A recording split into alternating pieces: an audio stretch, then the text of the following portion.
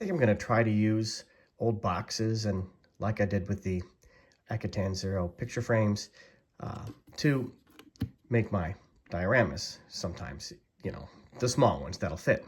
So what I'm going to do here, this is an old teabox somebody gave me. This is my cheap vinyl spackling from Menards, cost like $4.50 for a big tub. And I'm going to smooth this out. What I'm going to do is turn this into a little mini World War I diorama. Just making my terrain out of the spackle, which is on top of a thin sheet of styrofoam that I cut and wedged in there. Put a little masking tape around the edge just to seal up any cracks. I've got, 3 or 4 shell holes there that I'll fill with water. And I'm going to let this dry, and then I'm going to paint the base and the shell holes and see how that looks, and then address making my tank. Coming along okay. I painted the side walls of my box here with some brown paint, which kind of turned out to be a reddish brown. The reason I did that was some of the white from the spackle compound got on it, and when you rubbed it off, you rubbed off the red paint, so I wanted to make it look uniform around it. I'm starting to put together my tank, which is a model I've made twice before, so if this doesn't turn out good, I'll be sorely disappointed. And then I pre-sprayed my 6 soldiers with matte black paint. I'm going to have like a half-buried cart or something in it too, just for interest.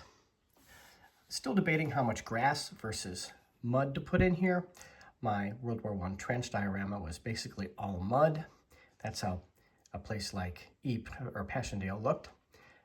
But for this, I'd like to be a little more green. I think you need to, when you open the box lid, you need to go, wow, and not just look at all that mud. So you can see I've got my browner turf around the shell holes and my greener grass everywhere else. It's not a bright green. I don't want it to be unrealistic. Because sometimes I think when it's too bright, in a diorama of this size, it's going to look maybe a little bit artificial. Now, in order to get this to stick a little better, I have a little tamping tool that I just tamp down with. I'm not stingy when it comes to putting the grass on. Now, it's not that expensive. You can buy the turf and basic grass at Hooby Looby. This is going to be like an intersection video that will appear on both streams. How exciting is that? Not very exciting. None of this is very exciting. Why are you even watching? So I'm going to revert over now to the diorama and work on the tank and maybe add a couple trees and a dead tree or two. Noting that on the Statue of Liberty diorama, I'm at the point where I've added all the coarse grained sand at the base of the mountain range and around the statue, and have painted that to match everything, and I'm letting that dry. So here comes another combination video, because I did the water for the Statue of Liberty, Planet of the Apes diorama at the same time that I did the water for my World War I teabox diorama. We'll do Statue of Liberty first. I tinted the water with seafoam. You can see the liquid epoxy resin that I mixed together and added seafoam to, and just maybe one little drop of blue. I'm pretty happy with how it turned out. I just need to wait. Well, you could probably mess with it in 12 hours, but I'll wait overnight. And then I do some waves on it, and then I do the breakers, and then it's time to address Charlton Heston. So I'm pretty happy with that. The way you do liquid epoxy resin, don't know if I've ever explained it before, is you get a bottle of hardener and a bottle of resin, and you mix the two together. One nice thing is you don't have to use the whole bottle of each all at once.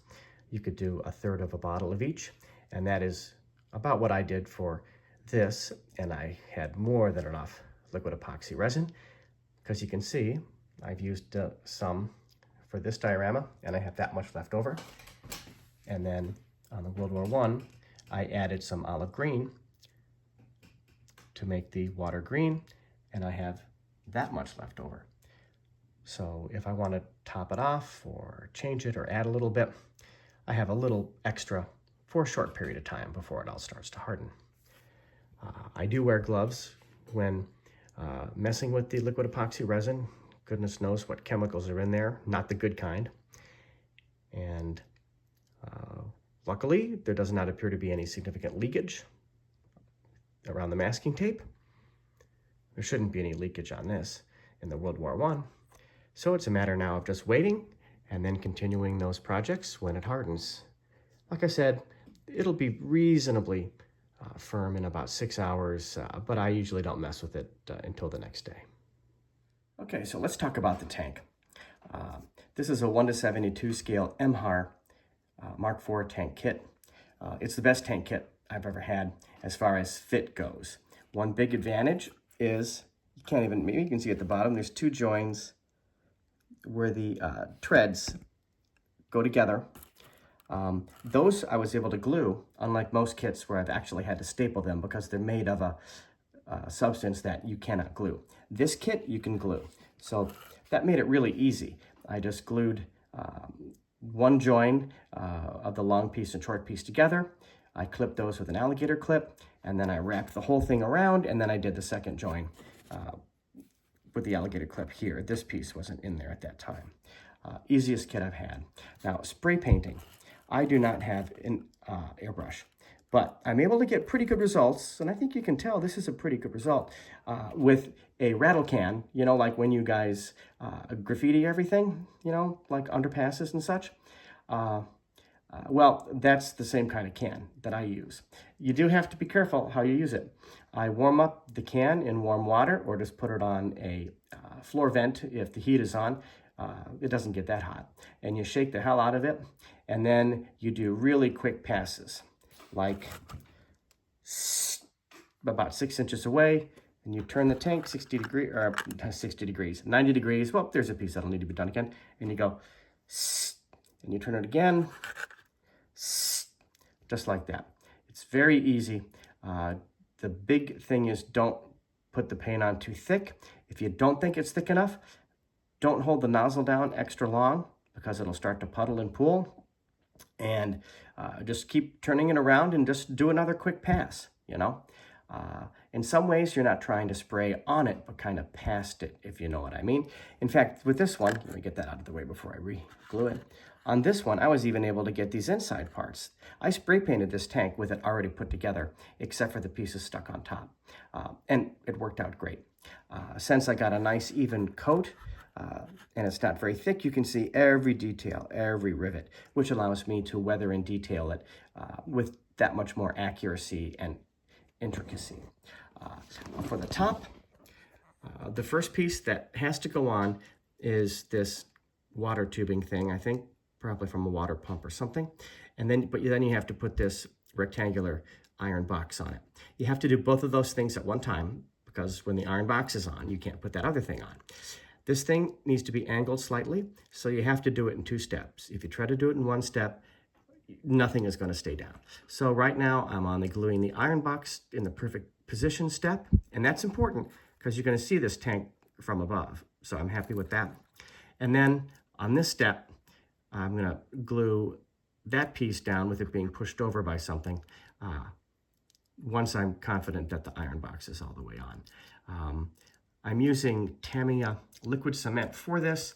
It looks to me like I'm going to have to add a little bit of traditional airplane glue for that side pod, but that's not a big deal. I mean, this kit goes together really well. I should be able to hide all of the glue joins.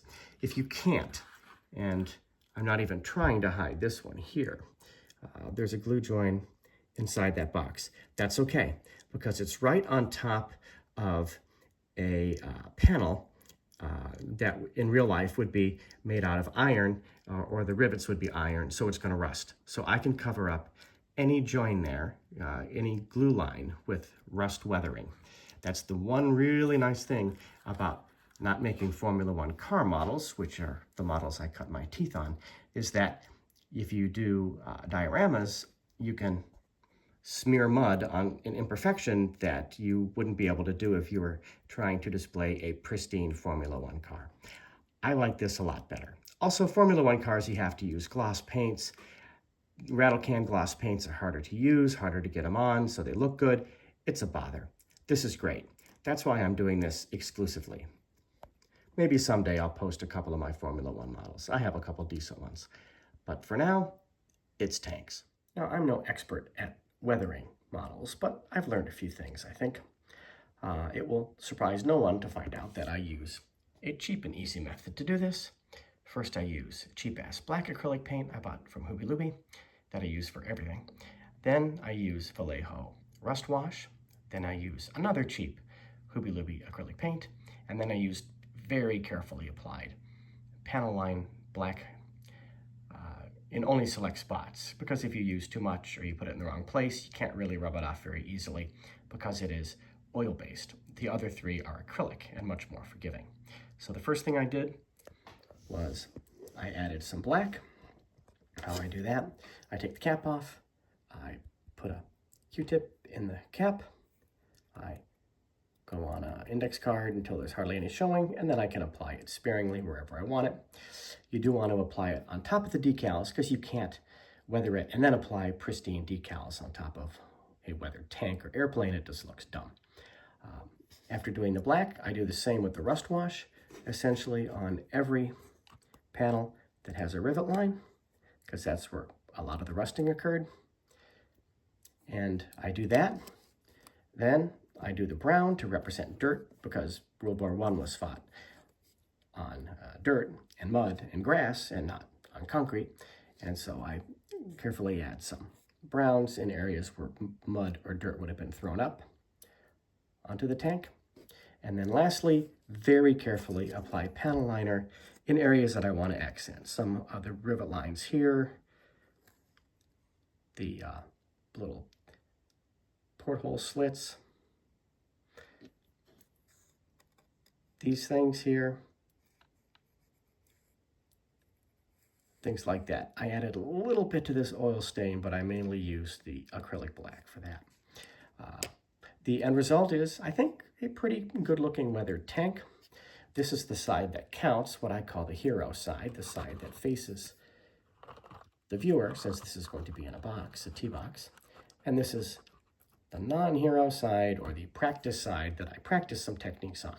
This side I do have to weather a little, but you're not going to be able to see it much at all. So the next step is to take this over to the model, use my big jar of Vallejo mud to anchor it on, and then paint the mud with some brown and get that just right. Apply Vallejo mud and brown on the treads to hide the joins. If I can't hide that gap very easily, I think I probably can, but then I'll have to find a way to glue that down here and here and in the back. But I don't think that'll be an issue. Overall, it seems to be coming along, and the tank should soon, with any luck, be done and anchored into the teabox. I'm going to skip ahead a little bit. You know, like when you watch a college football replay and they say, "We now rejoin the game late in the fourth quarter," skipping your team's touchdowns and highlights, of course. Well, the Teabox tank diorama looks pretty good. I'm very happy with the look of the tank and the weathering. The hero side looks great, I think. The side facing the back of the box, I also weathered and looks pretty good as well. But that side is less important because you just can't see it very easily. I ended up using 5 soldiers, and I like their look as well. I've got this officer out front and a guy with firing the rifle out near the front, because if he was in the back, he'd be, you know, like the world's biggest idiot. The trees I made from used green grape stems, adding some green clumpy stuff to the trees in the back to make them live trees. The trees in the front I painted and cut appropriately to make them look more like burned out or dead trees. One trick I figured out was if you add a little bit of floor glass to the edge of the shell holes and to the tank treads and mud, it gives it more of a vibrant look, kind of brings it to life. So that's a trick I'm going to remember for the future as well. In general, it was a fun project. It didn't take that long. And in fact, I would build another one of these in a hot Passchendaele minute if given the chance. But this one is done, and so now it's on to the next project. Until then, have a good one.